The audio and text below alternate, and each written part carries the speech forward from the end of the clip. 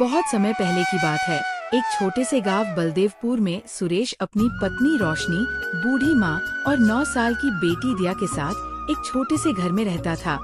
उसके पिता का बचपन में ही निधन हो गया था, जिससे परिवार की सारी जिम्मेदारी सुरेश के कंधों पर आ गई थी। उसके पास एक छोटा सा खेत था, जिसमें खेती करके वो अपने परिवार का मुश्किल से गुजारा चला रहा था।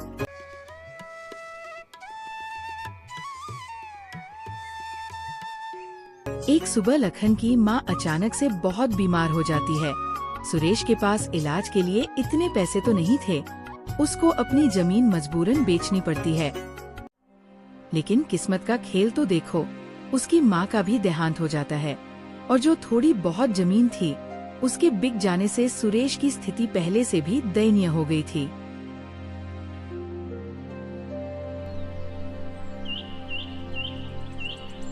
उनका जीवन बुरी तरह कठिनाइयों से भर जाता है, इसलिए वे दोनों मेहनत मजदूरी करके किसी तरह अपना जीवन निर्वाह कर रहे थे। सुरेश जमींदार के खेतों में दिन भर मेहनत करता, वही रोशनी सेठ किरोड़ीमल के घर में साफ सफाई का काम करती थी। अजी, सर्दी बहुत नजदीक आ चुकी है और हमारे पास सर्दियों में ओढ़ने, पहनने और खाने के लिए कुछ भी नहीं है। भाग्यवान, तुम ठीक कहती हो, हमें कुछ करना होगा। आखिरकार सर्दियाँ आ चुकी थी। यूँ तो हमेशा ठंडी के समय -1-2 डिग्री तापमान रहता था, लेकिन इस साल तापमान बहुत ही ज्यादा गिर गया था, जिससे ठंडी बहुत जोरों से अपना कहर ढा रही थी। इस वजह से बलदेवपुर गांव के लोग ज्यादा ठंडी के कारण डरे हुए थे। दिन हो या रात, लोग ठंडी के कारण बहुत परेशान थे।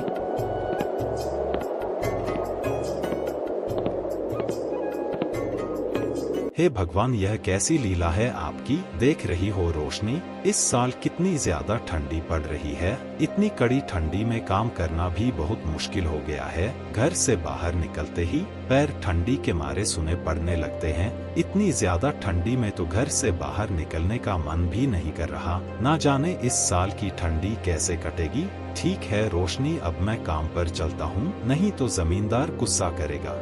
ठीक है जी, सर्दी में ध्यान रखिएगा।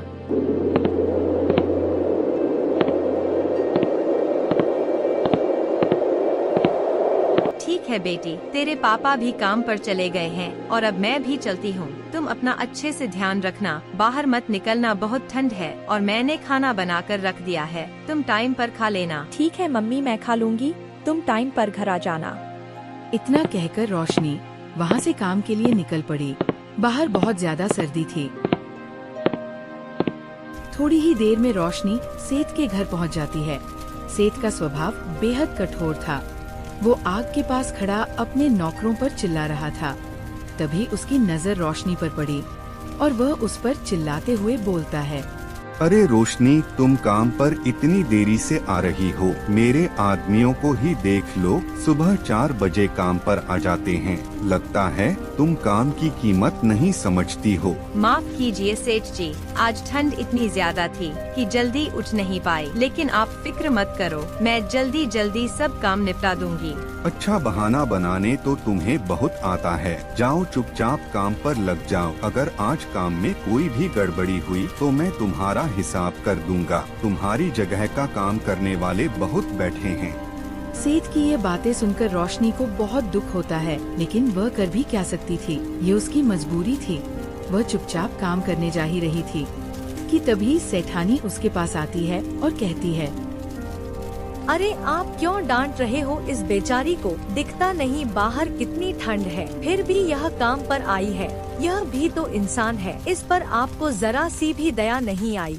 अरे भाग्यवान, इन लोगों को ज्यादा सर पर चढ़ाना ठीक नहीं है, नहीं तो यह कोई भी काम ठीक से नहीं करेंगे। रोशनी ने कुछ नहीं बोला और अपनी बच्ची के बारे में सोचते हुए चुपचाप काम पर लग गई। उधर सुरेश ठंड से कांपते हुए रामधन जमींदार के खेत पर मजदूरी कर रहा था। रामधन अपने खेतों का काम कराने के लिए सुरेश और कुछ मजदूरों को सख्त निगरानी में रखता था। अरे ओ सुरेश, काम ठीक से कर ले, ठंड के बहाने सुस्ताने की कोशिश मत कर। तुम लोग काम करते हो बाल भर और पैसे चाहिए थाल भर। अगर आज मेरा काम पूरा नहीं हुआ तो मैं तुम लोगों को 1 रुपया भी नहीं देने वाला। नहीं जमींदार जी, मैं पूरी मेहनत कर रहा हूँ। ठंड बस थोड़ी ज्यादा है, इसीलिए हाथ पैर जम से रहे हैं, लेकिन आप फिक्र मत करो, मैं आपका काम पूरा करके ही जाऊंगा। सुबह से काम करते करते सुरेश के हाथ पैर ठंड से अकड़ चुके थे और थकान उसके चेहरे पर साफ नजर आ रही थी, लेकिन उसे अपनी पत्नी और बच्ची की बहुत फिक्र थी, इसलिए वो इतनी ठंड में भी जी तोड़ मेहनत कर रहा था। हे ऊपर वाले, यह कैसी परीक्षा ले रहे हो? इतनी सर्दी में भी काम करना पड़ रहा है, और अगर मैंने काम छोड़ा तो जमींदार मुझे काम से निकाल देगा और घर कैसे चलेगा? शाम होने को थी। सुरेश ठंड में किसी तरह काम निपटाकर घर लौटने की सोच रहा था, लेकिन तभी रामधन ने उसे फिर से काम पर लगा दिया। ओए सुरेश सुन, आज ये काम पूरा करके ही जाना। अगर थोड़ा सा भी काम छूटा तो समझ तेरी नौकरी तो गई। जी जमींदार, जैसा आप कहे। सुरेश चुपचाप फिर से काम पर लग जाता है। वह बेचारा कर भी क्या सकता था, मजबूरी उससे ये सब करवा रही थी। और उधर बलदेवपुर गांव में ठंड से सभी का बुरा हाल था। गांव का चौपाल, जहां अक्सर लोग बैठकर बातें किया करते थे, अब वह सूना पड़ा था और बेचारे गरीब लोग अपने अपने घरों में दुबक चुके थे। अब तो आग ही उनका एकमात्र सहारा था। गांव का बुजुर्ग सुरजाराम, जो अक्सर गांव वालों को इकट्ठा कर कोई ना कोई उपाय बताता था, इस बार भी चौपाल पर पहुंचा। उसने 4-5 लोगों को इकट्ठा करके कहा, सुनो, इस बार ठंड बहुत भयानक है। अगर हम सब मिलकर कोई उपाय नहीं करेंगे तो कई लोग इसकी चपेट में आ जाएंगे। हमें जंगल से और लकड़ियां लानी होगी और हर घर में अलाव जलाने की व्यवस्था करनी होगी। लेकिन दादा, इतनी ठंड में जंगल तक जाने की हिम्मत कौन करेगा? ठंड इतनी ज्यादा है कि हाथ पैर सुन पड़ रहे हैं और जंगल में सूखी लकड़ियां ढूंढने में भी बहुत समय लग जाएगा। अरे बेटा, डरने से कुछ नहीं होगा। हमें एक दूसरे की मदद करनी होगी। अगर हमने ठंड के आगे हार मान ली तो गांव के कई घरों के चूल्हे हमेशा के लिए ठंडे पड़ जाएंगे। फिर वे सब निर्णय लेते हैं कि सब लोग मिलकर जंगल से लकड़ियां लाकर सभी के घरों के आगे अलाव जलाएंगे, जिससे कि सर्दी से बचा जा सके। दिन ढल चुका था। सुरेश अपना काम खत्म करके जमींदार के पास आता है और कहता है, लीजिए मालिक, मैंने सारा काम निपटा दिया है। मुझे कुछ पैसे चाहिए थे, वह मेरी बेटी के लिए सर्दी के कपड़े लेने थे। अरे अभी तो पूरा महीना भी नहीं हुआ और तुमको पैसे चाहिए? कुछ दिन इंतजार करो, फिर मिलेंगे पैसे। जमींदार की ये बात सुनकर बेचारा सुरेश दुखी मन से घर की ओर चल पड़ता है और सुरेश को घर पहुंचते पहुंचते रात हो जाती है। अजी आ गए आप? इतनी देरी क्यों कर दी आने में? अरे भाग्यवान, वह जमींदार जी ने रोक लिया था और मैंने पैसे मांगे, वह भी नहीं दिए। अच्छा कोई बात नहीं, अब सर्दी में कैसे ठिठुर रहे हो? आओ हाथ सेक लो। फिर रोशनी सुरेश को दिया की तबीयत के बारे में बताती है। सुरेश ने दिया के चेहरे की तरफ देखा तो उसका चेहरा सर्दी और खांसी से पूरा लाल हो गया है। इससे सुरेश चिंता में डूब गया। हे भगवान, यह सर्दी तो अब बर्दाश्त के बाहर हो गई है और आज घर में अलाव जलाने के लिए लकड़ियां भी नहीं है। जमींदार जी ने देर तक रोक लिया, इसलिए लकड़ियां लेकर आने का समय नहीं मिला। मैंने सोचा था कि आज सेठ जी से कुछ मदद मांग लूंगी, लेकिन वो तो आज मुझ पर ही गुस्सा करने लगे। उन्होंने मेरी हालत तक नहीं देखी। किरोड़ी मल और रामधन जैसे लोगों को हमारी तकलीफों से क्या मतलब? उनके घर तो हमेशा गर्म रहते हैं। हम गरीब लोग जैसे तैसे ठंड में भी अपना पेट पालने की कोशिश करते हैं, लेकिन यह लोग हमें इंसान तक नहीं समझते। रोशनी और सुरेश आपस में बतिया रहे थे कि तभी अचानक से दिया की तबीयत बहुत बिगड़ जाती है और उसका चेहरा पूरी तरह से लाल हो जाता है। हे भगवान, मेरी बेटी को अचानक से क्या हो गया? अजी देखो दिया कैसे कर रही है। भाग्यवान, इसको बहुत तेज बुखार हो गया है। तुम बेटी का ख्याल रखना, मैं अभी वैद्य जी को लेकर आता हूँ। जी मुझे बहुत डर लग रहा है, तुम वैद्य जी को लेकर जल्दी आओ। उनके घर से थोड़ी लकड़ी भी ले आना। आधी रात का समय हो चुका था। बाहर सर्दी इतना कहर ढा रही थी कि पूछो ही मत। सुरेश बहुत डरा हुआ था और इस भयानक ठंडी रात में वो वैद्य जी को लेने निकल पड़ता है।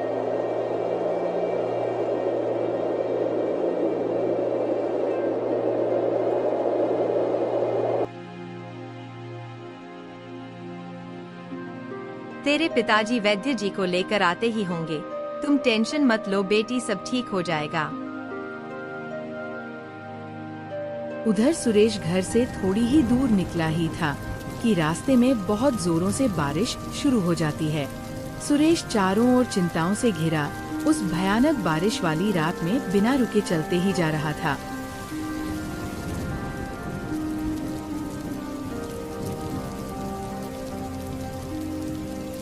उधर रोशनी का दिल दिया की ऐसी हालत देखकर बहुत ज्यादा घबरा रहा था। दिया की आंखें धीरे धीरे बंद हो रही थी और उसका शरीर ठंडा पड़ने लगा। अरे अरे मेरी बेटी,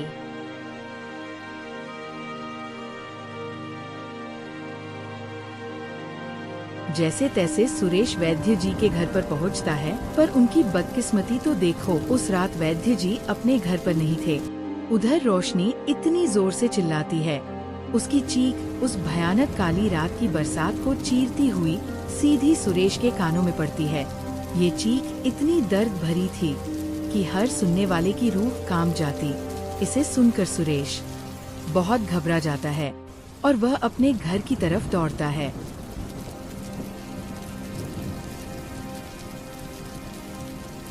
हे भगवान, रोशनी इतनी जोर जोर से क्यों चीख रही थी? भगवान करे कोई अनहोनी ना। बेचारा घबराया हुआ सुरेश दौड़ा दौड़ा घर पहुंचता है। घर के अंदर जाकर जो देखता है उसका कलेजा फट सा जाता है। अरे रोशनी, यह क्या हुआ? और दिया की आंखें क्यों बंद है? दिया को क्या हुआ? भगवान ने हमसे हमारी बच्ची छीन ली।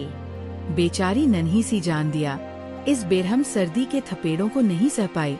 उस बेचारी की क्या गलती थी जो इस भयानक ठंड ने उसे अपने परिवार से अलग कर दिया। वे दोनों पति पत्नी उस बेरहम ठंड से हार चुके थे। उन दोनों की वह दर्द भरी चीख उस तेज बरसात को चीरती हुई पूरे बलदेवपुर गांव में गूंज रही थी। उस रात की ठंड बहुत भयानक थी जो अच्छे खासे की जान ले ले। वे दोनों पति पत्नी अपनी बेटी के पास बैठे बैठे उसको खोने का शोक मना रहे थे। वे अपनी किस्मत को कोस रहे थे कि क्यों भगवान ने उन्हें इतना गरीब बनाया जो अपनी बच्ची को ही ठंड से नहीं बचा सके। अगली सुबह गांव वाले सुरेश के घर आते हैं। सुरेश और रोशनी को अपनी बेटी के साथ घर के अंदर एक दूसरे का हाथ पकड़े ठंड से जम चुके पाया। उनके चेहरों पर एक अजीब सी शांति थी, मानो उन्होंने अपने बेटी के पास पहुंचकर सुकून पा लिया हो। बलदेवपुर गांव के लिए ये एक और त्रासदी थी। ठंड ने एक और परिवार को खत्म कर दिया। दोस्तों, हमारे आसपास भी बहुत सारे ऐसे गरीब और लाचार लोग हैं जो मौसम की मार से अपनी जिंदगी गंवा देते हैं।